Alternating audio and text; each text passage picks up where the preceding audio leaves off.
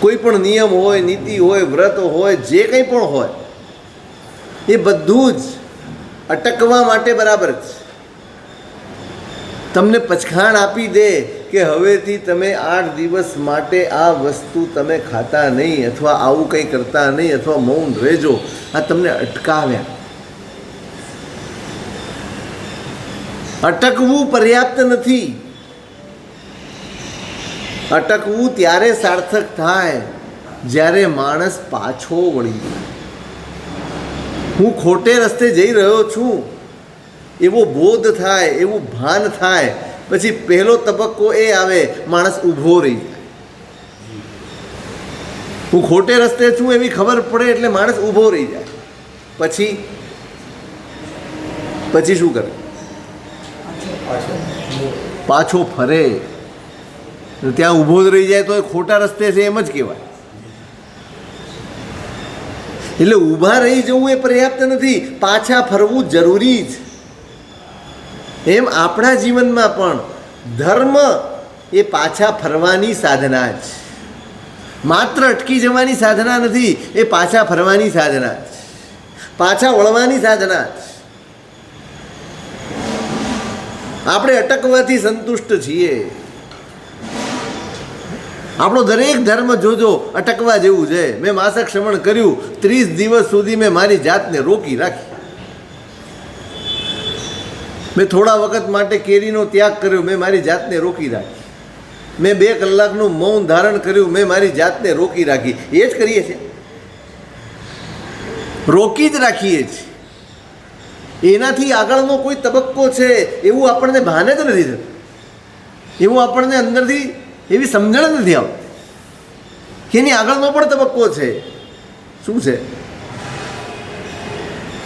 એની સાર્થકતા? શેમાં અટકી જવાની સાર્થકતા છે? માસક શ્રવણ કર્યું, સરસ, ખૂબ સારું. સિદ્ધિ તપ કર્યું, ખૂબ સારું.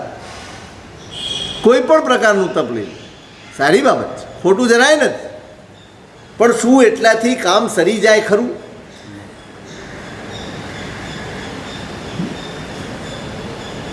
તમે અટક્યા. સમજણપૂર્વક પાછા ફરીએ ત્યારે ધર્મ થયો કહેવાય. સમજણપૂર્વક પાછા ફરીએ નહીં ત્યાં સુધી ક્રિયા થયા કરે. બોધ, મહાપુરુષોનો ફોકસ બોધ ઉપર છે. તમારી સમજણ પેદા થાય, તમારો બોધ જાગે. બોધ જાગે પછી તમને પ્રેરણા નથી કરવી પડતી, પછી તમને ધક્કા મારીને કરાવવું નથી પડતું, પછી તમને પરાણે કહીને કરાવવું નથી પડતું. તમે સહજ ભાવે જોડાઈ જાઓ. બાળકને સ્કૂલે મોકલવા માટે જબરજસ્તી કેટલા વર્ષ કરવી પડે? 5-10 વર્ષ, 2-4 દિવસ, અઠવાડિયું, 15 દિવસ. પછી પહેલાં રજા શોધે, ક્યારે રજા છે, ક્યારે નથી જવાનું, એનાથી રાજી થાય. પણ જેમ જેમ એની સમજણ વધતી જાય તેમ તેમ પછી તમે કહો ને કે આજે નથી જવાનું, તો કે ના, મારી ક્લાસ પડે, મારો પાઠ પડે, મારે ભણવાનું રહી જાય, મારું લેસન રહી જાય, મારે લખવાનું સમજવાનું રહી જાય, આપ જાઓ, હું જઈશ.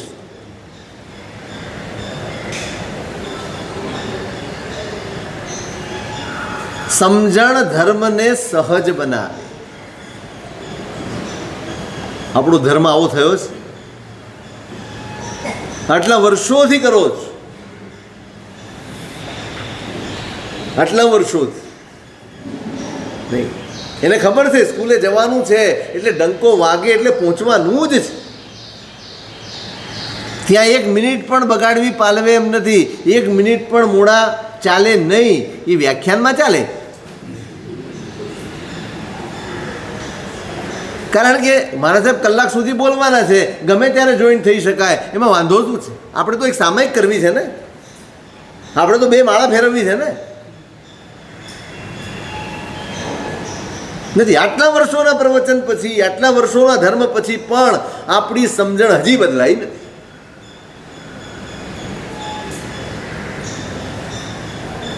છોકરો યુવાન હોય, મિત્રો દોસ્તો સાથે હસી મજાક ને આનંદના દિવસો હોય, હરવા ફરવાના દિવસો હોય, અને એવા દિવસોમાં તમે એને એમ કહો કે બેટા આજે તારે દુકાને બેસવું પડશે, મારે જરા કામ છે, ગમે? ના ગમે, કંટાળે. એ 2 કલાક ક્યારે પૂરા થાય ને એની ચિંતામાં હોય, એની ફિકરમાં હોય. તમે 2 કલાક કહીને 3 કલાકે આવ્યા હો તો અકળાઈ જાય. પણ એ જ દીકરો જ્યારે એના માથે જવાબદારી આવે, જ્યારે એને જવાબદારીનું ભાન થાય, પછી શું થાય? હે? રેગ્યુલર થઈ જાય. પહેલો પહોંચી જાય, છેલ્લો આવે, બધું જ ગૌણ કરે, એની ઉપર લાગી. સમજણ આવી ગઈ.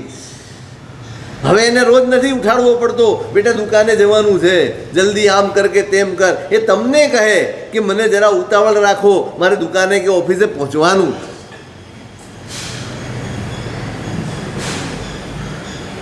સંસાર તો સહજ થઈ જાય છે, ધર્મ સહજ થતો નથી. હજી ધર્મ એ સંસ્કાર પડી જાય એ રીતે આપણે આરાધતા નથી. કરીએ છીએ, હું ના નથી પાડતો, કરીએ છીએ, પુષ્કળ કરીએ છીએ, ઓછું નથી કરતા, પણ સંસ્કાર પડે, એની છાપ પડે એવો ધર્મ હજી આપણે કરતા નથી. અંદર આમ છાપ ઉપસી આવે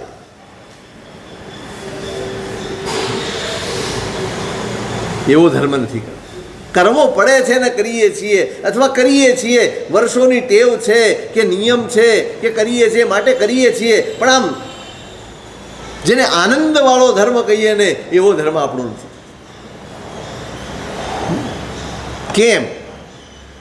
કેમ નથી? તપાસ તો કરવી પડશે, શોધવું તો પડશે ને. ક્યાં ખામી રહી ગઈ છે, ક્યાં ઉણપ રહી ગઈ છે?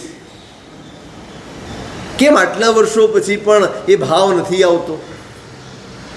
આટલા વર્ષો પછી પણ એ સ્થિરતા નથી આવતી, એ એકાગ્રતા નથી આવતી, એ અહોભાવ નથી પેદા થતો. એ ક્રિયાકાંડ કે કર્મકાંડ રૂપે કરીને આપણે નીકળી જઈએ છીએ, કોઈ સ્પર્શને પામતા નથી, કોઈ અંદર ભીનાશ નથી આવતી. કેમ નથી આવતી? આપણે જોડાતા કેમ નથી? આપણું અનુસંધાન કેમ રચાતું નથી?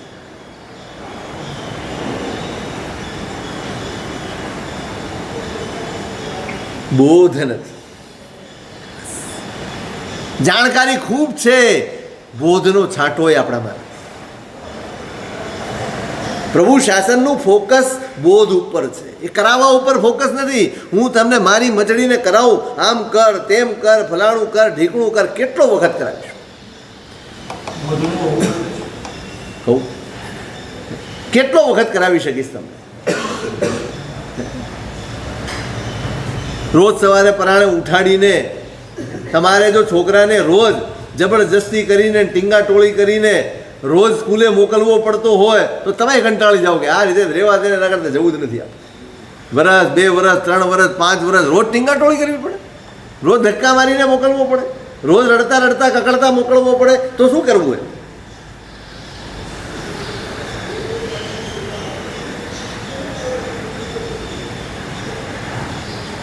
આપણે જેટલું કરીએ છીએ ને બધું સાંભળીને કરીએ,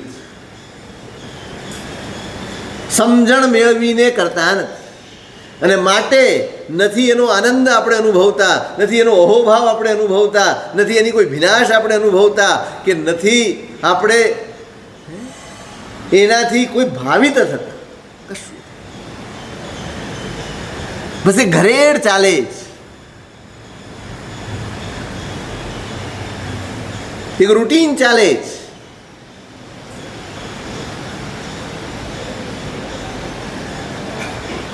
ભગવાન કહે છે તું પેલા બોધ, તારી અંદરની સમજણને પેદા કર, તારી સમજણને જગાવ, એના માટેના પ્રયત્નો કરો, એના માટેની મહેનત કરો, જિજ્ઞાસા કેળવો. સાહેબ આ શા માટે? કેમ અમારા જીવનમાં 50 વર્ષે પ્રભુ પાસે જવા છતાં પરિણામ દેખાતા નથી? કેમ આટલા વર્ષોથી સામાયિકના નિયમ છતાં અમારી અંદર કોઈ બદલાવ દેખાતો નથી? કેમ? પ્રશ્ન નથી, પ્રશ્ન જ નથી, આપણી પાસે જિજ્ઞાસા જ નથી.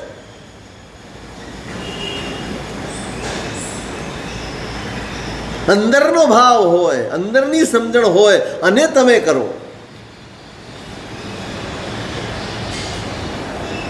એ મુક્તાએ સાવ બાળપણમાં દીક્ષા લીધી.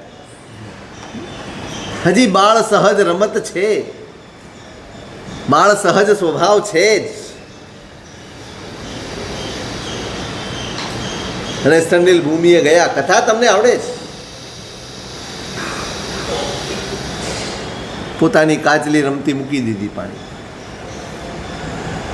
બાળક છે, રાજી થાય છે, તાળી પાડીને નાચે છે, મારી નાવડી તરી છે. સ્થવિર મુનિઓ જુએ છે, રે આ જીવ કેવો છે, આના પરિણામ કેવા.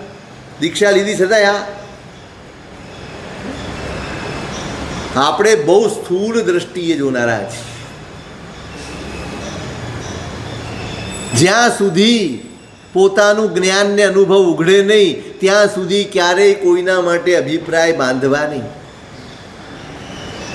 ક્યારેય કોઈના માટે નિર્ણયો આપવા નહીં, કોઈની બાબતની ચર્ચા કરવી નહીં. પહેલાં પોતાની જાતને પૂછવું, હું અધિકારી છું ખરો? હું ચર્ચા કરવાને માટે અધિકારી ખરો? મારી પાત્રતા ખરી? મારામાં એવું કોઈ વિશિષ્ટ જ્ઞાન ખરું? જ્યાં સુધી વિશિષ્ટ જ્ઞાન ન થાય ત્યાં સુધી પોતાની અંદર રહેવું આ સૌથી મોટો ધર્મ છે.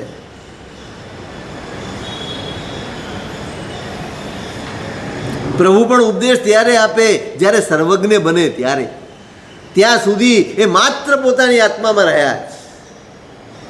ગોશાળો શું કરે છે ને બીજો શું કરે છે, ત્રીજો શું કરે છે, કોઈને પ્રભુએ સામે ચાલીને ઉપદેશ આપ્યો નથી.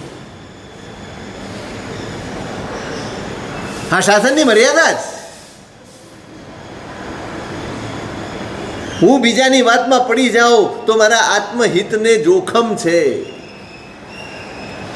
મારી પાસે વિશિષ્ટ જ્ઞાન નથી, એવો કોઈ ક્ષયોપશમ નથી, એવો કોઈ અનુભવ નથી, એવી કોઈ શ્રદ્ધા મારી પાસે નથી. તો શા માટે હું બીજાની પંચાયત કરું? ભાઈ, અધિકાર વગર બીજાની વાત કરવીને એ પંચાયત છે, ચિંતા નથી.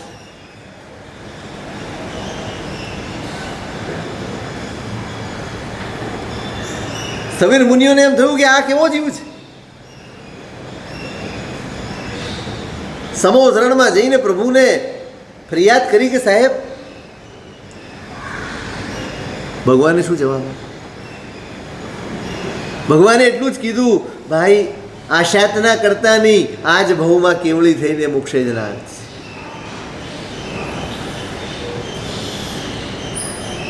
હું ને તમે કોઈનું ભાવિ જોઈ શકવાના નથી. આજ સાવ નબળો દેખાતો માણસ, આજે નબળી દેખાતી વ્યક્તિ કાલે ક્યારે ઉચકાઈ જશે અને આપણાથી આગળ નીકળી જશે આપણને ખબર નથી.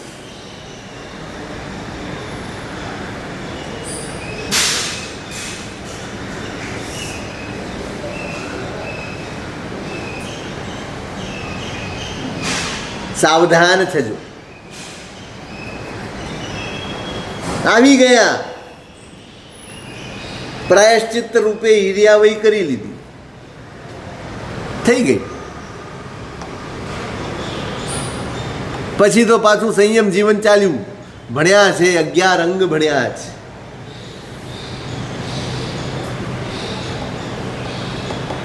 અને વળી પાછા એક દિવસ સમવ શરણમાં બહારથી આવીને હિર્યાવઈ કરી રહ્યા હશે. ક્રિયા અને આરાધનાનો ફરક સમજજો. બોધ હોય અને જે થાય, અને બોધ વગર માત્ર એક રૂટીન રૂપે જે થાય, એ બંને વચ્ચેનો તફાવત સમજજો. આપણે હજી રૂટીનમાંથી બહાર આવ્યા નથી. આવવાની આપણને જરૂર લાગતી નથી. આપણને જેનો ખપ છે એ આપણા રૂટીનથી આપણને મળી જાય એવું છે. શેનો ખપ છે? શેનો ખપ છે મયુરભાઈ? શેનો ખપ છે? આ પખાલમાં આટલી બધી ધમાધમ કરો છો, શેનો ખપ છે? પ્રક્ષાલ માટે વ્યાખ્યાન છોડી દઈએ છીએ, શેનો ખપ છે? બોલો તો ખરા, શેનો ખપ છે? બસ પુણ્યનો ખપ છે ને? એ તો રૂટીન ક્રિયા કરશો તોય મળશે, ચિંતા નહીં કરતા. ધર્મની એને જરૂર જ નથી. જાઓ છો, બેઠા છો, માળા ગણો છો, સામાયિક કરો છો, પૂજા કરો છો, પ્રક્ષાલ કરો છો, આરતી ઉતારો છો, પુણ્ય બંધ થયા કરે.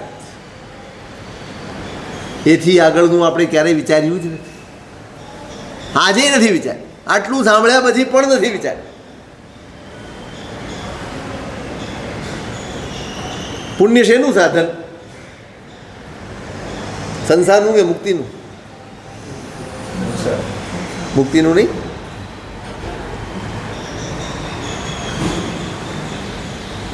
મુક્તિ જોઈએ છે? મુક્તિ જોઈએ છે? શું? હા. મહારાજ કે એટલે હાથ પાડવાની, એમ માથું હલાવવાનું. શું જોઈએ છે? તફાવત સમજો. સમવસરણમાં ઊભા છે ને ઈર્યાવી કરી રહ્યા, કોઈ જ ઘટના એવી ઘટી નથી. અને ઈર્યાવી કરતા કરતા કરતા એ પાઠ આવ્યો પણગ દગ મટ્ટી, અને એ નાની ઉંમરમાં એ બાલ સહજ અવસ્થામાં થયેલી વિરાધનાનું સ્મરણ થયું. એ વખતે થયેલી કરેલી જીવોની કિલામણા એ સ્મરણમાં આવી. આખું અસ્તિત્વ ધ્રુજી ગયું. એક નાનકડું કષ્ટ મને પડે છે અને હું હચમચી જાઉં છું, તો મેં તો અસંખ્ય જીવોની હિંસા કરી. ભલે બાલ્ય અવસ્થા હતી, ભલે બાલ સ્વભાવ હતો, ગમે તે હતો, પણ હિંસા તો હિંસા જ હતી. પીડા તો પીડા જ છે ને. અજાણતા પણ પથ્થર મારીએ તો વાગે તો ખરું જ. એ જીવોને થયેલી કિલામણા, એ જીવોને થયેલી પીડા, એનું સંવેદન જાગ્યું. સમજણ નહોતી, બોધ નહોતો, રમતનો સ્વભાવ હતો અને કરી લીધું. પણ ભણ્યા, પરિણતિ બની, બોધ જાગ્યો, સમજણ પેદા થઈ, અને પણગદગ મટ્ટી ઉપર ઊભા રહીને પશ્ચાતાપની એ ધારામાં આજે ઘટના નથી બની. 6 વર્ષની ઉંમરે દીક્ષા લીધી છે અને આ ઈરિયા હવે 14મા વર્ષની ઉંમરે ચાલી રહી છે. 8 વર્ષ પહેલા બનેલી ઘટના, એનો પશ્ચાતાપ. તે વખતે બધાએ કીધું તો હશે ને, ભાઈ ત્યાં શું કર્યું? એ કેટલા જીવોની હિંસા થઈ, કેટલા જીવોની વિરાધના કરી, આપણે પશ્ચાતાપ થયો હશે, મનમાં દુઃખ થયું હશે કે હા મારા લીધે જીવ વિરાધના થઈ છે, ઈર્યાવી કરવી જોઈએ, ઈર્યાવી કરી હતી. અને આજે પણ ઈર્યાવી. આજે કોઈએ કીધું નથી, કોઈએ કીધું નથી. પોતાની સમજણ જાગી ગઈ છે, પોતાનો બોધ જાગી ગયો છે, પોતાનો આત્મા ઓળખાયો છે. જેવો મારો આત્મા જ સવ ભૂયપ્પ ભૂયસ્સ. દરેક આત્મામાં પોતાના જેવી આત્માની અનુભૂતિ કરતો થઈ જાય, એનું નામ જ્ઞાની છે. ધર્મ તે છે જે એવો મારો આત્મા છે એવો જ આનો પણ આત્મા છે. મારાથી કોઈને દુભવાય નહીં. આટલી જાગૃતિ જેની અંદર હોય ને એ ધર્મી છે. મને કોઈ દુભવી જાય તો હું દ્વેષ ન કરું અને કોઈને હું ન દુભવું. આ જાગૃતિનું નામ ધર્મ છે. બધું જ અનુકૂળ હોય અને રહીએ, ખુશ રહીએ, એ ધર્મ નથી કાંઈ. એ ખુશી પુણ્યની છે. ધર્મની ખુશી આ છે, મને પ્રતિકૂળતા છે અને છતાંય મારા મનમાં દ્વેષ નથી અને બીજાના માટે મારા મનમાં ક્યાંય દુર્ભાવ નથી, કોઈને દુભવવાનું મન નથી. આ ધર્મ.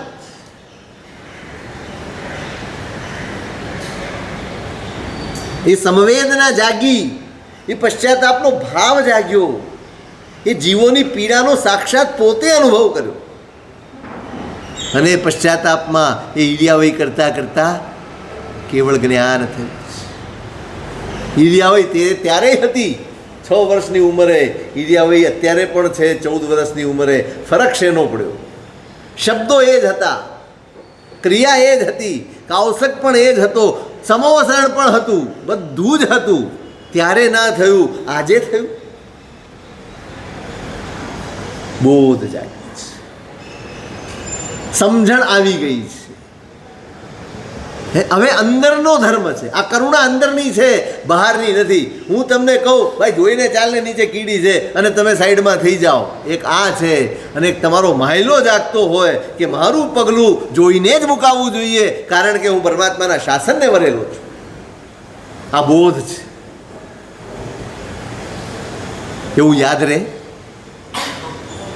હું દેવ ગુરુ ધર્મને વરેલો છું, એવું એવું એવું યાદ રહે ખરી? એવું ભાન રહે ખરું? આખા દિવસમાં રહેતું હશે? સતત રહેતું હશે? નહીં. ક્યારે રહે? ઊંઘી જાઓ પછી ક્યારે? આને બોધ કહેવાય. હું દેવગુરુ ધર્મને વરેલો છું, એની આજ્ઞાને વરેલો છું.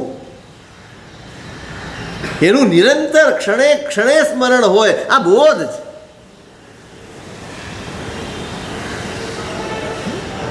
એ કરુણા કેવળ જ્ઞાન આપશે.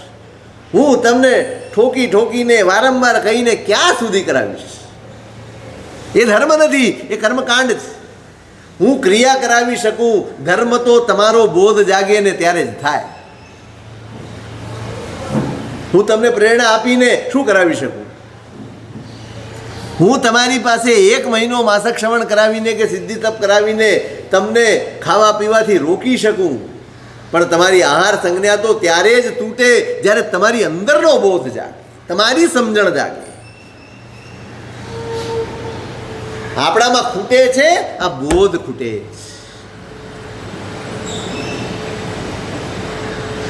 આપણે એના માટે મહેનત જ નથી કરી. ક્રિયા કેટલી થઈ એટલે આપણી આ દશા છે.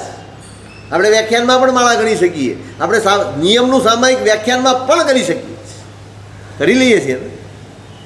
નિયમ છે, વ્યાખ્યાન સાંભળવું છે, સામાયિક લઈને બેસી જઈએ, બંને કામ સચવાઈ જાય ને. શું કર્યું આપણે? સાચું કહો. દુકાને સામાયિક કરી લો ને, એના કરતાં 2-3 સચવાઈ જાય. કરો છો ત્યાં ભેળસેળ કરો છો, અહીં કેમ ભેળસેળ કરવાની? આ પતાવવાનું છે કે આરાધવાનું છે? કપિલા દાસીએ પણ સાધુને દાન આપ્યું ને. સૈનિકને નરક દૂર કરવી છે, પ્રભુને ઉપાય પૂછ્યો જ, કીધું કપિલા દાસી દાન આપે તો થાય. અપાવી દીધું. એના સૈનિક રાજી થઈ ગયો. એમાં શું મોટી વાત છે? એમાં કઈ મોટી વાત છે? મારી દાસી છે, મારા ઘરમાં કામ કરવાની નોકરાણી છે, એને તો હું જે આદેશ કરું એ કરે. આદેશથી ક્રિયા થાય, ધર્મ ન થાય.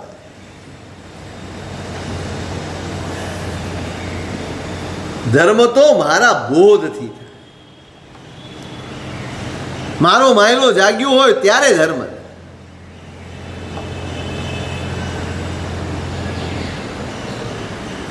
ત્યાં સુધી ધર્મ દૂર, આપણાથી દૂર છે. આપણે ક્રિયા કરીએ, ઘણી કરીએ. જ્ઞાનીઓનું ફોકસ ત્યાં જ. કપિલા આપી દેશે અને ગયા, કહી દીધું તારે આપવાનું. આપ્યું ને,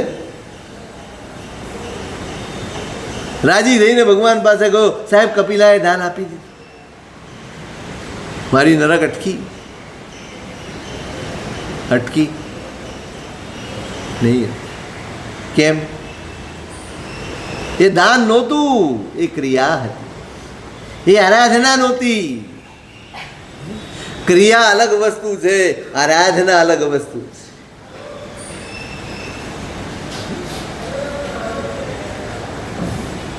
તમને અહોભાવ આવે છે? સાધુ ભગવંતને, સાધ્વી ભગવંતને કોઈને પણ તમે ઓરાવો તો આમ આમ ઉમળકો આવે છે, આનંદ આવે છે. કેમ? સમજણ છે, સમજણ છે. એની પાસે એ નથી, મારે આપવું જ નથી, પણ રાજાનો આદેશ છે, ના કેમ પાડવી? હું મનમાં નક્કી કરી લીધું, હું નથી આપતી, હા ચાટો આપે. કોણ સામાયિક કરે? સમીરભાઈ સામાયિક કોણ કરે? તમે કરો કે સમીરભાઈ કરે? કોણ સામાયિક કરે? પૂજા કોણ કરે છે?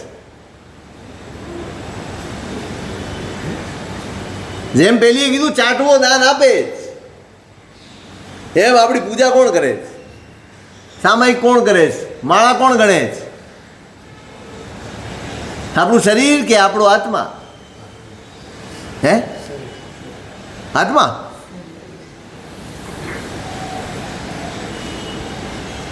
કરનાર આત્મા છે, ભોગનાર આત્મા છે.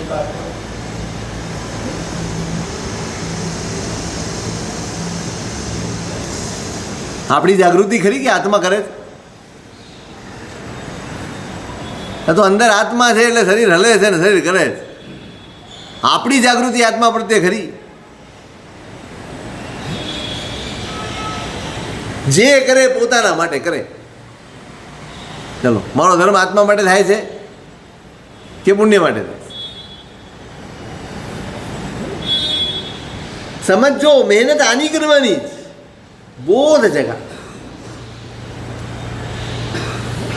કાલ છોકરીને પણ નાખી દીધો કૂવામાં, આજે હિંસા નથી કરવાની. તાર આખો દિવસ રોજ 500 પાડાનો વધ કરે, રોજ. આજે નથી કરવા. માને એમ નહોતો, હું આમાં ઉતારી દીધો. આજનો આખો દિવસ તો ગયો ને હિંસા વગરનો.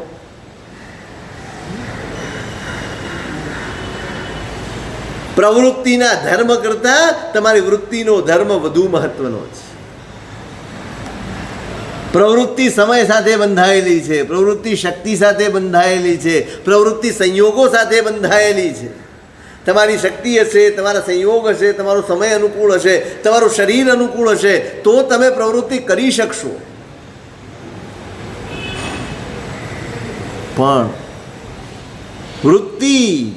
પ્રવૃત્તિ થકી આ પ્રવૃત્તિએ પુરુષાર્થ બનવો જોઈએ, જે મારી અંદરની વૃત્તિ બદલે. વૃત્તિ ધાર્મિક બનાવવાની છે, માત્ર પ્રવૃત્તિ નહીં. આપણી પ્રવૃત્તિ તો ધાર્મિક બની ગઈ. સવારે સેવા પૂજાના કપડામાં આપણે દેખાઈએ, પૂજા કરતા દેખાઈએ, સામાયિક કરતા દેખાઈએ, પ્રવચન સાંભળતા દેખાઈએ, માળા ગણતા દેખાઈએ, બધું જ કરતા આપણે દેખાઈએ. એ જ માણસને જ્યારે બજારમાં જુઓ, જ્યારે મિટિંગમાં જુઓ, જ્યારે અરસપરસના વ્યવહાર કરતા જુઓ, ત્યારે લાગે ખરો કે આ ધાર્મિક છે? લાગે? એ જ કાવા દાવા, એ જ છલ પ્રપંચ, એ જ મારું તારું, એ જ લોભ, એ જ કષાયો, એ જ વિષયો, એ જ ઈચ્છાઓ, એ જ આસક્તિઓ, એ જ મોહ એના જ વાતાવરણમાં નિરંતર રહેતો હોય, 24 કલાક એના જ ચિંતનમાં, એની જ મહેનતમાં રહેતો હોય. પછી દેરાસરમાં દેખાય કે ઉપાશ્રયમાં દેખાય. પ્રવૃત્તિનો ધર્મ પુણ્ય આપશે, વૃત્તિનો ધર્મ કલ્યાણ કરશે. વૃત્તિ બદલી આપે ને, એ જ પ્રવૃત્તિ ધર્મ છે.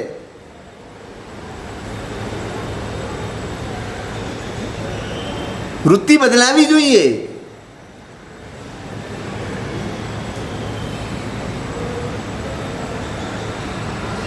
એટલે જ્ઞાનીઓ આના ઉપર ફોકસ, તમારો અંદરની સમજણ જગાડો, તમારો બોધ જગાડો.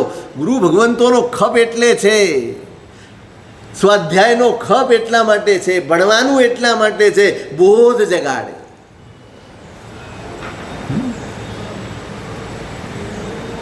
ઘર પાસે હોજ હોય તો સારું કે કૂવો હોય તો સારું? હોજ એટલે ખબર ને? એટલે શું? હોજ કોને કહેવાય? પાણી ભરીએ જેમાં એને હોજ કહેવાય. ને કૂવો કોને કહેવાય? જેમાં પાણી આવે તેને કૂવો કહેવાય. જેમાં પાણી નાખવું પડે એને હોજ કહેવાય. શું ગમે? આપણે ત્યાં તંગી હોય, તકલીફ હોય તો કૂવો સારો કે હોજ સારો? હોજ સારો ને. હોજમાં તો જેટલી વાર નાખો ખૂટી જાય. તો કૂવામાં અંદરથી જ આવ્યા કરે, અંદરથી આવ્યા જ કરે, આવ્યા જ કરે, આવ્યા જ કરે. આપણી અંદરનો બોધ જાગે ને બસ પછી કાંઈ તમને કહેવાનું ના હોય, તમને કહેવું ના પડે, તમને સમજાવવા ના પડે, વારંવાર પ્રેરણા ન કરવી પડે. પછી આગળનો તબક્કો આવે. હજી તો અમારે આવી જ બધી વાતો તમને કરી. ઘણા લોકો કે સાહેબ થોડુંક પ્રારંભિક પ્રાઇમરી વાતો કરવી સાહેબ. મને પ્રશ્ન થાય ક્યાં સુધી પ્લે ગ્રુપમાં પડ્યા રહેશું? આગળની વાતો તમને કરવાની જ નહીં. આત્માની વાત કરો તો ઊંઘ આવી જાય, ખરેખરા ધર્મની વાત કરો તો તમને જોકા આવે. આ તો બધું નીરસ છે. નીરસ લાગે ને, રસ ન પડે ને.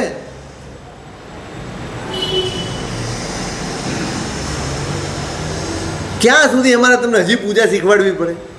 ક્યાં? ક્યારે સામાયિકની વાત કરીશું? ક્યારે પ્રતિક્રમણની વાત કરીશું? ક્યારે સમતાની વાત કરીશું? ક્યારે પ્રભુના આગમોની વાત કરીશું? ક્યારે કરીશું? તમારી જિજ્ઞાસા સુકાઈ ગઈ છે. જિજ્ઞાસાનો સ્રોત જ નથી રહ્યો. આમ આતુરતા હોય, આતુરતા.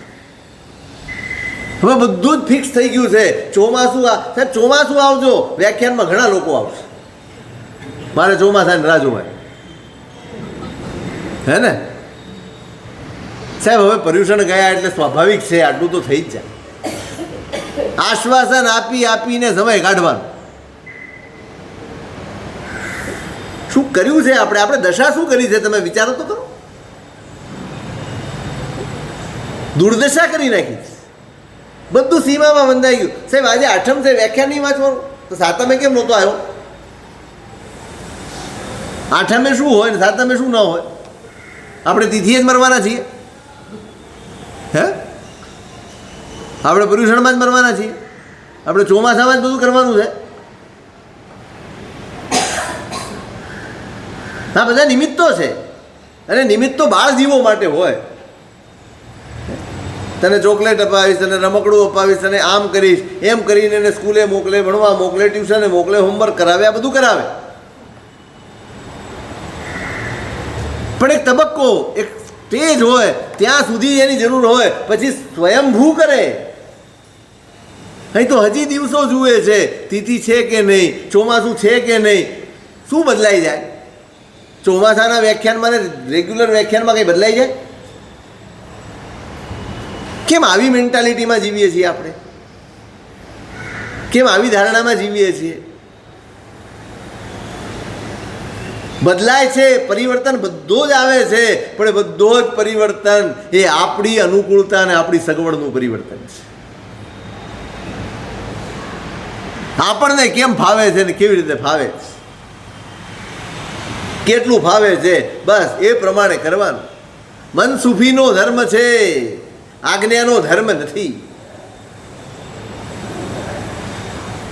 આપણને અનુકૂળ, આપણને ફાવે એ રીતે હોય. કેમ? બોધ નથી. આપણું ફોકસ જ અહીં ન રહ્યું કે બોધ જાગવો જોઈએ. આ લોકોની સમજણ જગાડો. પછી પડાપડી હોય, ચલો 2 દિવસ માટે, 4 દિવસ માટે ગુરુ ભગવાન તો આવ્યા છે, અઠવાડિયા માટે આવ્યા છે, ચલો કશુંક શીખી લઈએ, 8 દિવસમાં કશુંક જાણી લઈએ, સમજી લઈએ, આગળ વધવું છે. સમજવું છે, એક એક ક્રિયા સમજવી છે, એક એક આરાધના સમજવી છે, કેવા ભાવો હોય, કેવું લક્ષ્ય હોય, લક્ષ્ય નક્કી કરવું છે.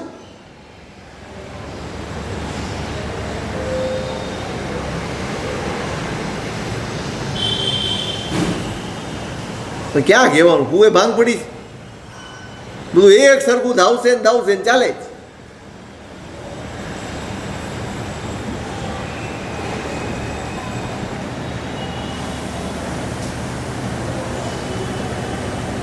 કપિલાએ દાન આપ્યું, કાલ છોકરીએ પણ એક દિવસ હિંસા ન કરી, બધું જ, પણ એ માત્ર ક્રિયા હતી, આરાધના નહોતી, સાધના નહોતી, ધર્મ નહોતો.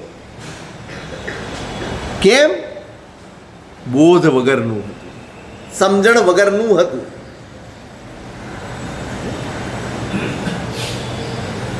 તમે ભગવાનનું જીવન વાંચો. ભગવાને કોઈને નથી કીધું સામાયિકતા, કીધું ચંદ્ર કૌશિકને એમ કીધું ક્રોધ નહીં કર. ક્રોધ કરે કેટલા પાપ બંધાય, નરકે જઈશ. ડરાવી દો. ડરાવીને કરાવેલો ધર્મ થોડો વખત ટકે છે, પછી ટકતો નથી. હવે તમે તમારા બાળકોને કહો કે કાંદા બટેકા ન ખવાય, તે ન ખવાય, તે ન ખવાય, પાપ લાગે, કોઈ તમારું માનતું નથી, સાંભળતું નથી. સાંભળે? હવેના જમાનાના છોકરા સાંભળે? એ ઉલટાના એવા તર્કો કરે કે તમારી પાસે જવાબ જ ના હોય. ભાઈ તમે અમારી પાસે લઈને સાહેબ જવાબ આપો ને. તો તમે કર્યું શું આટલા વર્ષ? તમારી પોતાની સમજણ નથી મેળવી, તમારી પોતાની સમજણ નથી આવી, માટે તમને ફાફા પડે, માટે આપણે જવાબ નથી આપી શકતા, માટે આપણે એની સમજણ બદલી નથી શકતા. હજી કહું છું, જગાડો જિજ્ઞાસા. આને પણ રિચ્યુઅલ બનાવી દીધું.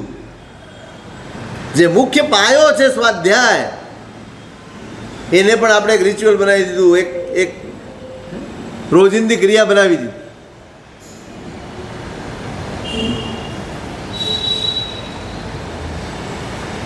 સાંભળવાથી ખબર પડે. બોધ તો તમારા ચિંતનથી જાગે. તમે વિષય ઉપર, તમે વાત ઉપર ચિંતન કરો, મંથન કરો, પોતાની જાત સાથે સંવાદ રચો ને, ત્યારે બોધ જાગે. આપણે તો કથા ફટાફટ કરી દઈએ છીએ. પરમાત્મા જંગલમાં ગયા, તે ચંદ્ર કૌશિક નાગ હતો ને આમ હતું, પરમાત્માએ બુદ્ધ ચંદ્ર કૌશિક કહ્યું, પેલું શાંત થઈ ગયું. લે બોલો, આટલું સહેલું, આટલું સરળ, એકાદ મિનિટમાં કામ પતી ગયું. પ્રભુએ જ્યારે શબ્દો કહ્યા ને, બુદ્ધ ચંડ કોશિયા, તમે જોજો, એકેય ઉપદેશ નથી આપ્યો ભગવાન. ક્રોધ કેટલો ખરાબ હોય છે ને, વિપાક શું હોય છે ને, કાંઈ નહીં. એક જ શબ્દ ઉપર ફોકસ કરજો, બુદ્ધ, તું બોધ પા. તારા આત્માને ઢંઢોળ, તેની જાતને જગા. મારા કહેવાથી કે આ હિંસા ખોટી છે ને માટે તું છોડી દે, તું છોડી દઈશ ને તો થોડો વખત, પણ તારી સમજણથી છોડીશ તો પાછા ફરવાનું નહીં આવે.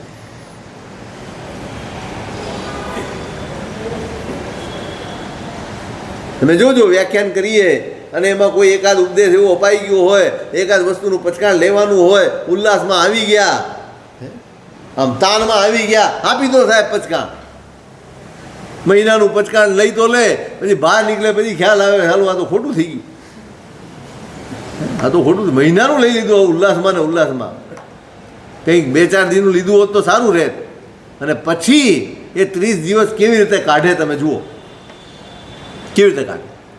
એના લાભનું જ હોય, એના જ લાભનું હોય. એના આરોગ્યની ચિંતા હોય, એમાં એના આત્માની ચિંતા હોય, બધી જ ચિંતાપૂર્વક કર્યું હોય, પણ ઉલ્લાસમાં આવીને લઈ લીધું અને પછી ગણી ગણીને દિવસ કાઢે. અને જ્યાં 30 દિવસ પૂરા થાય ને, તમે જોજો, તમારે પર્યુષણ પૂરા થાય પછી હોટલો કેવી ઉભરાય. આ બધું રોકી રાખેલી પ્રક્રિયાઓ. તમારી જાતને તમે 8 દિવસ પર્યુષણ છે એમ કરીને પરાણે રોકી રાખો, પરાણે. અને પછી જેવા દરવાજા ખુલે, બધું મોકળું થાય એટલે એ આખું ધાડું એમ ખબર પડે 8 દિવસ આરાધનાના હતા, આરાધક ભાવના હતા, કે માત્ર એક આ પરંપરામાં જન્મ્યા છીએ અને આટલા દિવસ આ નથી કરવાનું, બસ એ ક્રિયાકાંડના હતા. શું હતા? હાશ થાય, હાશ.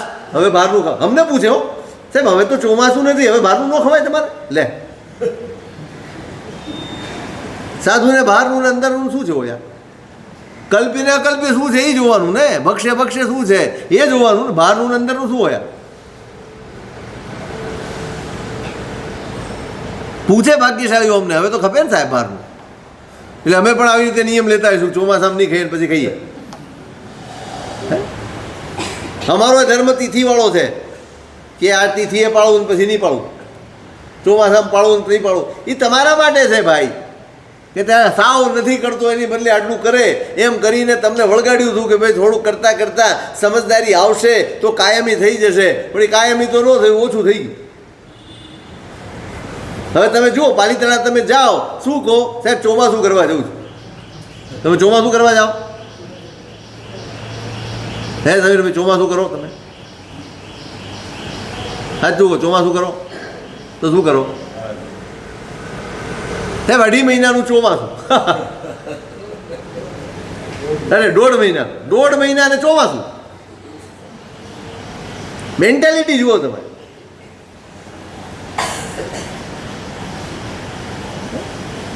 અને બધા એને આ 1000 અહીં તમારે ગુરુ ભગવાન આવ્યા હોય અને અહીંના આરાધક વર્ગ 8-10 ઉપડી જાય. સાહેબ અમે તો પાલિતાણા જઈએ તો અહીં શું કરવા લાવ્યા? લાવો શું કરવા? મહારાજને હેરાન કરવા?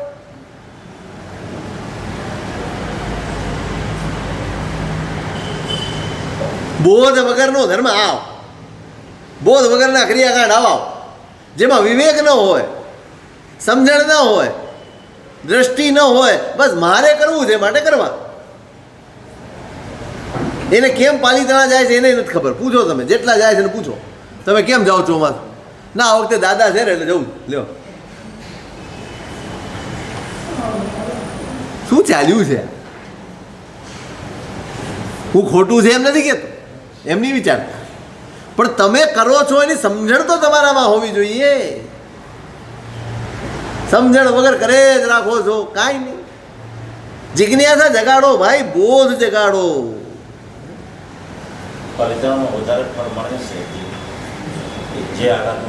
ફળ તો અહીંયા એટલું જ મળે, કરો તો.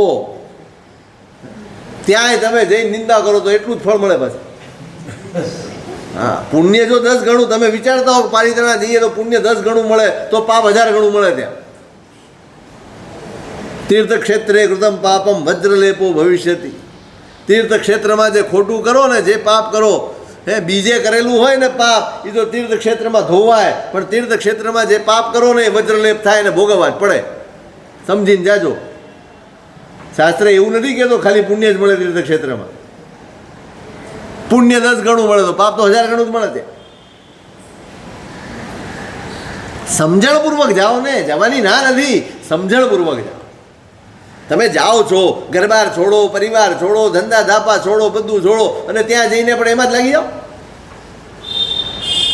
અંતર્મુખ થઈ જવો જોઈએ, મૌન થઈ જવું જોઈએ. માત્ર આરાધના હોય, વિરતિ હોય. અહીં ઘરબાર છોડીને આવ્યા તો વિરતિ માટે આવ્યા, હરવા ફરવા થોડા આવ્યા.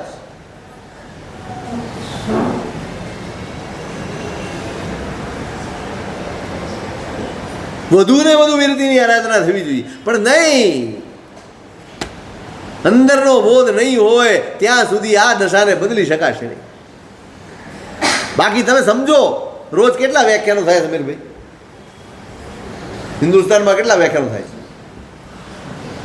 આખા હિન્દુસ્તાનમાં થઈને કેટલા વ્યાખ્યાનો થતા હશે રોજ? હજારો વ્યાખ્યાનો થાય, અને છતાંય આપણે નથી બદલાતા.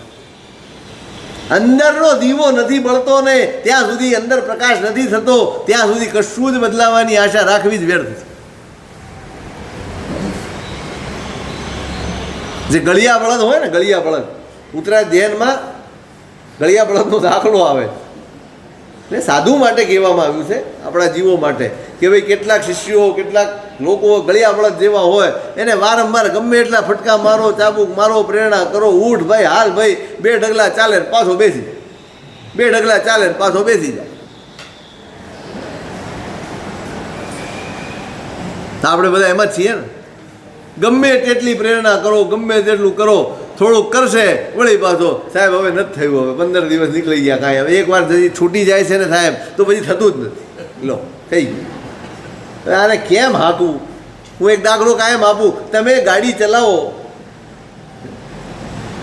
હવે ધારો કે ગાડી બંધ પડી ગઈ, તમે 4 જણને એમ કહો કે જરાક ધક્કો આપી દો, તો શેના માટે ધક્કો અપાવો?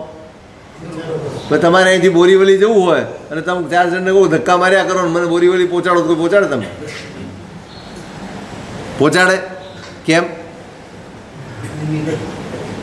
ગાડી સ્ટાર્ટ થાય તો બરાબર છે, બાકી ધક્કા મારીને એ પછી લોકો જતા રહે. એમ તમે અમને મારી પાસે એવી અપેક્ષા રાખો સાહેબ અમને ધક્કા મારીને પહોંચાડો તો અમે ચલ્યા જવા.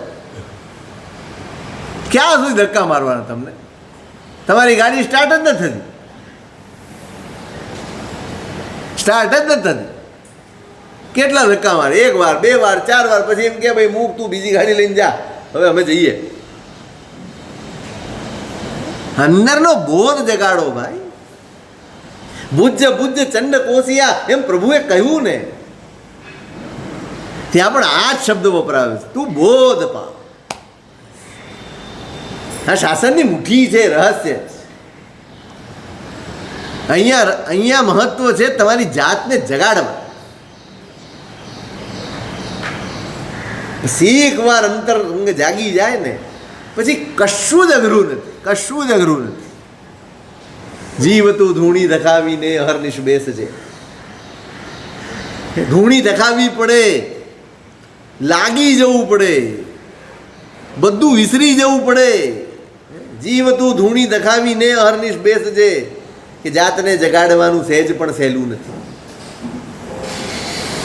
આ માહેલો જગાડવો ને, એને બોધ પમાડવો ને જરાય સહેલું નથી, બહુ અઘરું છે. વારંવાર છટકી જાય, વારંવાર બહાના સૂઝે આવે છે ને આપણે આપણી જાતનું નિરીક્ષણ કરીએ તો ખબર પડે કે કેટલા બહાના, કેટલી વાતો, કેટલા વિકલ્પો, કેટલી છટકબારીઓ આપણે બધું જ શોધી કાઢી. કોઈ કે જમણવાર રાખ્યું હોય તો કે આજે એમ્બિલ નહીં થાય, ત્યાં જમણવાર છે, પણ તારા વગર વધી પડશે ને આજે નહીં થાય. બહાનું 500 માણસો જમણવાર છે, એક નહીં જમે, એ આપણને એમ થાય કદાચ વધી પડે તો એને નુકસાન થાય.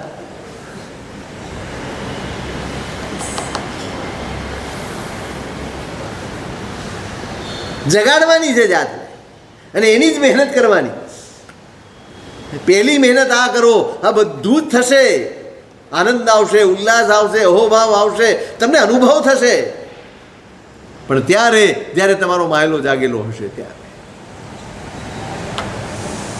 એને જગાડવાની વાત આ પ્રભુ શાસનના મહાપુરુષો કરે છે. એનું વિશેષ શું સ્વરૂપ તે ગ્રહ